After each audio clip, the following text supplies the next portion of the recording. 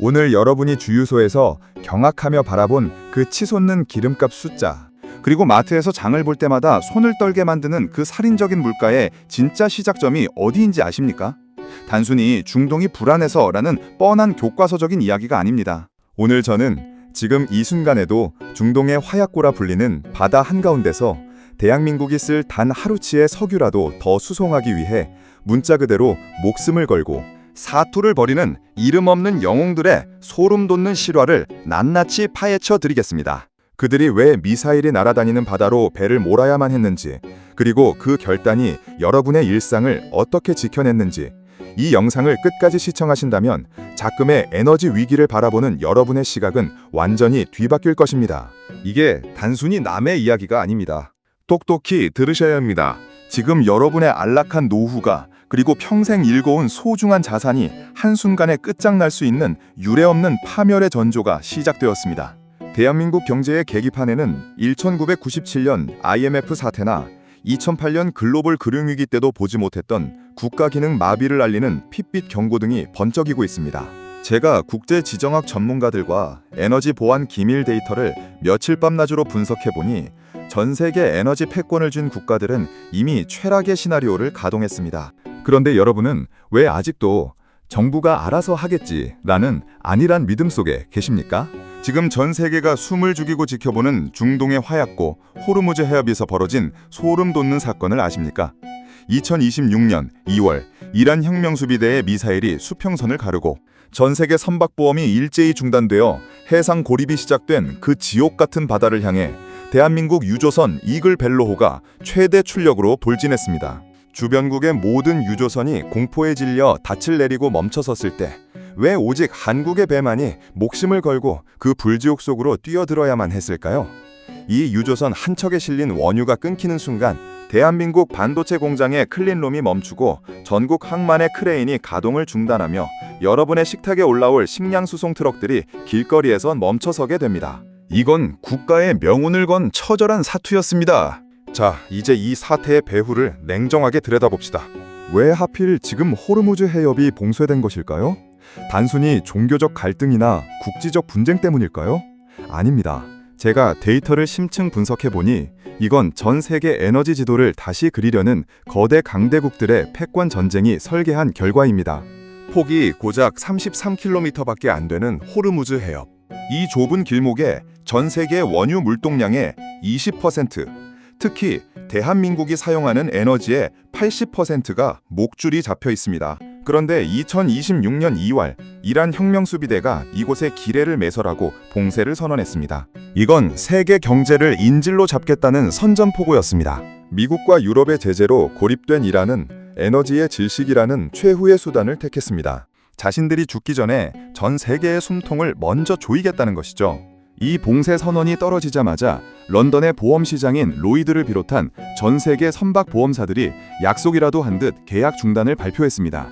보험이 없다는 것은 배가 침몰하거나 미사일에 맞아도 누구도 보상해주지 않는다는 뜻입니다. 한마디로 그 바다는 이제 죽음의 영역이 된 것입니다. 그런데 이 아비규환의 현장에서 왜 오직 한국의 이글 벨로호만이 레이더망을 뚫고 전진했을까요? 이란 혁명수비대는 왜 수많은 서방 선박들을 위협하면서도 태극기를 전묵한 단 우리 유조선 앞에서는 한 포를 내리고 길을 열어주었을까요? 미국의 강력한 제재 압박 속에서도 대한민국 외교관들이 이란 테헤란의 어두운 밀실에서 어떤 담판을 지었는지, 그리고 우리 뱃사람들이 수십 년간 그 바다에서 이란인들에게 보여준 진심이 어떻게 미사일보다 강한 방패가 되었는지 아셔야 합니다. 이건 단순히 외교적 수사가 아닙니다.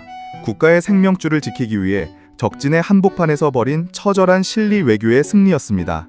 해협이 막히는 게 내 삶과 무슨 상관이냐고 묻는 분들이 계실지 모릅니다. 하지만 여러분, 상상해 보십시오. 만약 이글 벨로호가 해협을 뚫지 못해 원유 공급이 2주만 중단된다면 어떤 일이 벌어질까요? 가장 먼저 대한민국 수출의 20%를 담당하는 반도체 공장이 멈춥니다. 반도체 생산 라인은 단 1초의 전력 불안정만으로도 수조 원의 피해가 발생합니다. 원유가 없으면 발전소가 멈추고 전력 공급에 차질이 생깁니다. 이건 단순히 기업의 손해가 아닙니다. 수십만 명의 노동자가 일터를 잃고 그 가족들의 생계가 벼랑 끝으로 내몰리는 사회적 재앙입니다. 그 다음은 물류의 마비입니다. 경유값이 리터당 3,000원을 넘어가면 전국의 화물차들이 시동을 끌 수밖에 없습니다. 마트 매대는 텅 비고 신선식품은 산지에서 썩어 나갑니다. 도심의 주유소 앞에는 기름 한 방울을 구하려는 차들이 수 킬로미터씩 줄을 서고 그 안에서 고성과 폭력이 오갑니다. 하지만 진짜 비극은 보이지 않는 곳에서 시작됩니다. 환율이 미친 듯이 발작하며 원화 가치가 폭락합니다.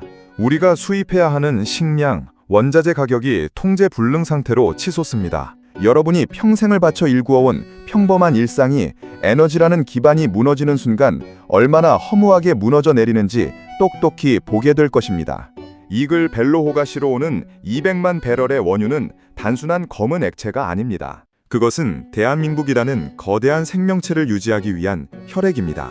그 혈액이 한 바퀴를 돌 때마다 병원의 수술실이 돌아가고 아이들의 학교 종소리가 울리며 우리 사회의 치안이 유지됩니다. 이 배의 돌진은 대한민국이라는 국가 시스템이 뇌사 상태에 빠지는 것을 온몸으로 막아낸 처절한 사투였습니다. 대한민국 뱃사람들의 이 무시무시한 담력은 우연히 만들어진 것이 아닙니다. 역사는 반복됩니다. 다만 우리는 그 교훈을 잊고 살 뿐이죠. 제가 1980년대 이란 이라크 전쟁 당시의 기록을 샅샅이 뒤져보았습니다. 당시 벌어졌던 이른바 탱커 전쟁은 지금보다 훨씬 더 잔혹했습니다.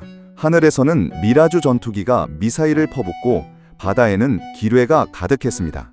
전 세계 540척 이상의 선박이 공격을 받았고 수많은 선원이 차가운 바다에서 돌아오지 못했습니다. 노르웨이, 그리스 같은 해운 강국들조차 더 이상은 못 간다며 배를 돌릴 때 대한민국 유조선들은 끝까지 페르시아만을 떠나지 않았습니다. 당시 선원들의 일기를 보면 이런 글귀가 있습니다. 뒤를 돌아보면 내 가족이 어둠 속에서 떨고 있고 앞을 보면 미사일이 날아온다. 나는 차라리 미사일을 마주보겠다. 이것이 바로 대한민국을 지탱해온 생존의 DNA입니다. 이번 이글 벨로호의 작전에서도 일본은 철저히 도망을 택했습니다. 일본 배들은 위치 추적 장치를 끄고 이란 영해를 피해 4,000km를 우회했습니다. 그들은 201치의 비축류를 믿고 안전한 길을 찾았지만 우리에게는 그럴 여유가 없었습니다.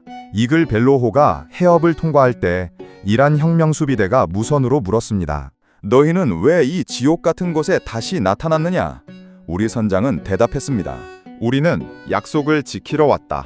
1970년대 건설 붐 시절부터 50도의 사막에서 이란인들과 함께 땀 흘리며 쌓아온 그 신뢰, 테헤란노의 이름 뒤에 숨겨진 수십 년의 유대감이 미사일의 궤적을 바꾼 것입니다. 국가 위기 상황에서 명분보다 생존을 택하고 그 생존을 위해 신뢰라는 무기를 사용한 우리 선조들의 지혜가 지금 우리를 살리고 있습니다. 자, 그렇다면 이 거대한 에너지 폭풍 속에서 세계를 움직이는 강대국들은 지금 무엇을 준비하고 있을까요? 제가 입수한 정보에 따르면 이건 단순히 기름을 확보하는 싸움이 아니라 에너지 안보 패권을 장악하려는 국가 간의 사활을 건 전쟁입니다. 미국은 이미 전략 비축유를 사상 최대치로 방출하며 시장을 통제하려 하고 있고 중국은 이란과의 비밀 경제 협정을 통해 자신들의 선박만은 안전하게 통과시키는 전용 통로를 확보했습니다. 그들은 알고 있습니다. 에너지가 끊기는 국가가 다음 세대의 패배자가 된다는 것을요. 지금 전 세계 강대국들은 조용히 에너지 독립과 공급망 재편에 모든 국력을 쏟아붓고 있습니다. 단순히 기름을 사는 것이 아니라 기름이 흐르는 통로 자체를 지배하려는 것입니다. 이글 벨로호가 목숨 걸고 실어온 200만 배럴은 대한민국이 이 글로벌 패권 전쟁에서 우리는 아직 쓰러지지 않았다라고 전 세계에 외치는 선언과도 같습니다.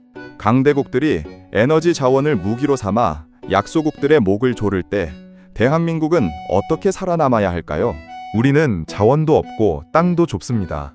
하지만 우리에게는 이글 벨로호의 선원들처럼 위기 속에서 더 단단해지는 인적 자본과 수십 년간 전 세계를 누비며 쌓아온 외교적 자산이 있습니다. 지금 전 세계 거대 권력들은 조용히 지도를 다시 그리고 있습니다. 에너지 통로를 장악한 자들이 새로운 지배자가 되는 시대입니다. 이 이야기는 결코 먼 나라의 이야기가 아닙니다. 바로 여러분의 집, 여러분의 가족, 여러분의 내일을 지키는 유일한 방법입니다. 이제 우리는 가장 냉혹한 질문을 마주해야 합니다. 만약 이글 벨로호가 끝내 돌아오지 못했다면 대한민국은 며칠이나 버틸 수 있었을까요? 제가 정부의 에너지 수급 기밀 데이터와 국가 비상 대응 매뉴얼을 뜯어보니 대답은 충격적입니다. 우리가 가진 시간은 그리 길지 않았습니다. 일주일, 길어야 10일. 그 이후에는 대한민국의 모든 전광판이 꺼지고 도시가 마비되는 블랙아웃이 기다리고 있었습니다. 하지만 여기서 대한민국을 구한 최후의 보루가 등장합니다. 바로 국가가 구축해놓은 에너지 해자, 즉 전략 비축유입니다. 여러분은 우리가 사는 이 땅 밑에 거대한 석유의 바다가 있다는 사실을 알고 계십니까? 경기도 구리, 충남 서산, 전남 여수, 그리고 울산의 거대 지하 안반 저장소에는 1억 배럴이 넘는 원유가 잠들어 있습니다. 강대국들이 에너지 자원을 무기화할 때 자원 빈국인 대한민국이 유일하게 대항할 수 있는 수단은 시간을 버는 것입니다. 우리 정부는 약 200일치에 달하는 원유를 비축해 두고 있습니다. 이건 단순히 기름을 쌓아둔 게 아닙니다. 국가의 심장이 멈추지 않도록 혈액을 미리 저장해둔 거대한 배터리와 같습니다. 하지만 똑똑히 들으셔야 합니다. 비축유는 만병통치약이 아닙니다. 비축유를 방출하기 시작한다는 것은 국가가 사실상 준전시 상황에 돌입했다는 선포와 같습니다. 이는 곧 민간 차량의 운행이 전면 금지되고 산업전력이 우선 통제되며 여러분의 일상이 철저히 압수당하는 고통의 시작입니다. 이글 벨로호의 귀환은 이 소중한 비축유를 소모하기 직전에 국가의 숨통을 극적으로 틔워준 기적의 수혈이었습니다. 우리가 기억해야 할 진실은 이것입니다.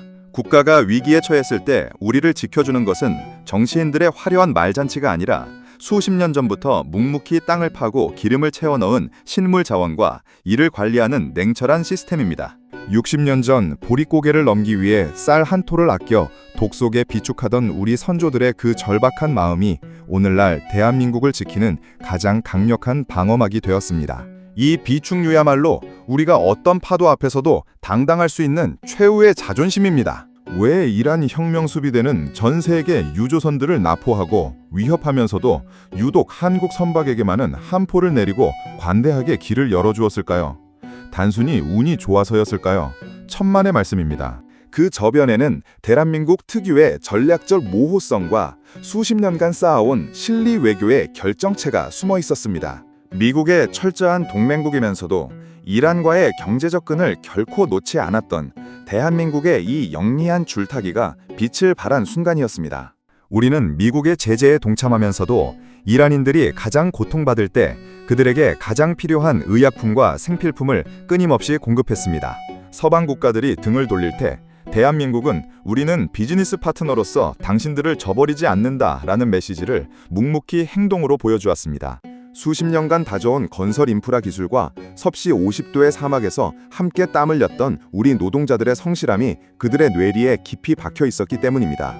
미국은 우리의 안보 동맹이지만 이란은 우리의 오랜 경제 파트너다. 이 미묘하고도 어려운 줄타기가 위기 상황에서 공격받지 않는 유일한 배, 이글 벨로호를 만들어낸 것입니다. 국제사회는 정글입니다. 영원한 적도, 영원한 아군도 없습니다. 오직 국익이라는 이름의 생존만이 존재할 뿐입니다. 이글 벨로호가 해협을 통과할 수 있었던 건 우리 외교관들이 테헤란의 어두운 밀실에서 밤잠을 설치며 쌓아올린 보이지 않는 외교적 해자 덕분이었습니다.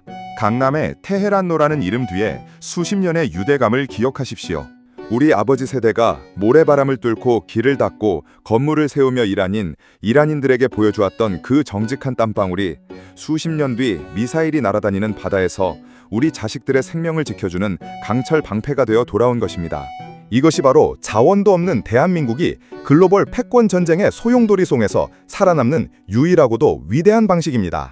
국가적 위기가 닥쳤을 때 우리 개개인은 무엇을 해야 할까요? 국가가 시스템을 복구하고 외교적 사투를 벌이는 동안 우리 공동체가 내부에서부터 무너지지 않도록 지탱하는 시민의 의무이자 생존 수칙 4가지를 지금 당장 뼛속 깊이 새기셔야 합니다.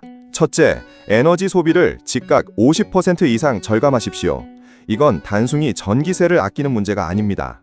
여러분이 거실 불 하나를 끄고 난방 온도를 1도 낮추는 그 작은 행동들이 국가 전체로 모이면 반도체 공장 하나를 더 돌릴 수 있고 위급한 환자를 실은 구급차 한 대를 더 움직일 수 있는 소중한 국방 자원이 됩니다. 에너지 절약은 이 시대에 총을 들지 않고 나라를 지키는 가장 고결한 전투입니다. 둘째, 가짜뉴스와 선동에 절대 영혼을 팔지 마십시오. 국가 위기 시에 미사일보다 무서운 적은 바로 우리 내부의 공포와 불신입니다. 기름이 다 떨어졌다더라, 곧 국가 부도가 난다더라 라는 근거 없는 루머가 퍼지는 순간 사람들은 이성을 잃고 사재기를 시작하며 사회 시스템은 순식간에 마비됩니다. 적들이 노리는 것은 우리의 분열입니다. 공식 채널의 정보에만 귀를 기울이고 강철 같은 냉정함을 유지하십시오. 셋째, 식량과 생필품의 공동체적 나눔을 실천하십시오. 나 혼자 살겠다고 사재기를 하는 순간 우리 모두는 함께 죽음의 길로 들어서게 됩니다. 내가 오늘 더 산 쌀 한 포대, 라면 한 상자가 옆집 독거노인의 마지막 한 끼를 뺏는 결과가 될 수 있음을 명심하십시오. 대한민국이 IMF 때 금 모으기 운동으로 전 세계를 놀라게 했듯 이번에도 서로를 믿고 연대하는 한국인의 저력을 보여주어야 합니다. 넷째, 각자의 위치에서 최고의 전문성을 유지하며 자리를 지키십시오. 이글 벨로호의 선원들이 공포를 뚫고 조타시를 지켰듯 여러분도 각자의 직업 현장을 사수해야 합니다. 병원, 공장, 상점, 그리고 가정. 우리 모두가 톱니바퀴처럼 자기 자리를 지키며 평소처럼 일상을 살아낼 때 대한민국이라는 거대한 기계는 결코 멈추지 않고 돌아갈 수 있습니다. 여러분의 일상 자체가 바로 국가 안보의 최전선입니다. 이글 벨로호의 선장님이 해협 돌파 직전 떨리는 목소리로 선원들에게 전했던 한마디를 제가 입수했습니다. 우리가 여기서 멈추면 인천항에서 어둠 속에 떨고 있을 우리 가족들을 누가 지키겠는가? 두렵지만 우리는 가야 한다. 이 짧고도 묵직한 한마디에 대한민국을 여기까지 끌고 온 모든 에너지가 농축되어 있습니다. 이들은 단순히 월급을 받기 위해 운전대를 접은 사람들이 아닙니다. 이 배가 멈추면 내 나라가 멈춘다는 것을 뼛속까지 이해한 애국자들입니다. 우리는 6.25 전쟁의 잿더미 위에서도 기름 한 방울 나지 않는 척박한 땅에서도 결코 멈추지 않았습니다. 전 세계가 한국은 이제 끝났다라고 비아냥거릴 때마다 우리는 보란듯이 더 강하게 일어났습니다. 1980년대 그 지옥 같은 탱커 전쟁 때도 미사일이 수평선을 가를 때 우리 선원들은 조타실에 몸을 묻고 전진했습니다. 왜 도망가지 않느냐라는 외신의 질문에 그들은 답했습니다. 내가 멈추면 우리 집에 불이 꺼지기 때문입니다. 지금 중동발 에너지 위기가 여러분을 불안하게 합니까? 고물가와 고금리가 여러분의 어깨를 짓누르고 있습니까? 하지만 똑똑히 기억하십시오. 여러분의 혈관 속에는 미사일을 정면으로 마주하고도 키를 잡았던 그 위대한 선원들의 피가 흐르고 있습니다. 공포는 전염되지만 용기는 증폭됩니다. 위기는 언제나 우리를 더 단단하고 지독하게 만들었습니다. 지금 당장 여러분이 할 수 있는 작은 일부터 시작하십시오. 흔들리는 가족을 다독이고 불안해하는 이웃을 살피며 내일을 준비하는 그 평온한 마인드셋. 그것이 바로 대한민국을 지탱하는 진짜 힘이자 그 어떤 핵무기보다 무서운 우리의 무기입니다. 우리는 반드시 이 위기를 넘어설 것입니다. 아니, 이 위기를 발판 삼아 세계 무대에서 더욱 압도적이고 위대한 존재로 거듭날 것입니다. 우리는 그럴 자격이 있는 민족입니다. 오늘 우리는 호르무즈 해협의 그 뜨거운 불길을 뚫고 돌아온 이글 벨로호의 대서사시를 통해 대한민국이라는 국가가 가진 저력과 생존 전략을 살펴보았습니다. 시청자 여러분, 이 이야기는 낡은 역사책 속의 기록이 아닙니다. 지금 이 순간에도 우리 곁에서 실시간으로 벌어지고 있는 처절한 현실입니다. 에너지 패권이 요동치고 강대국들이 자국의 이익을 위해 세계 지도를 다시 그리는 이 혼돈의 시대. 대한민국은 다시 한번 거대한 선택의 기로에 서 있습니다. 하지만 저는 확신합니다. 우리에게는 위기 때마다 하나로 뭉쳐 기적을 만드는 위대한 국민이 있고 목숨을 걸고 국가의 혈관을 지키는 헌신적인 뱃사람들이 있으며 무엇보다 이 영상을 끝까지 시청하며 국가의 미래를 함께 고민하는 통찰력 있는 여러분이 있기 때문입니다.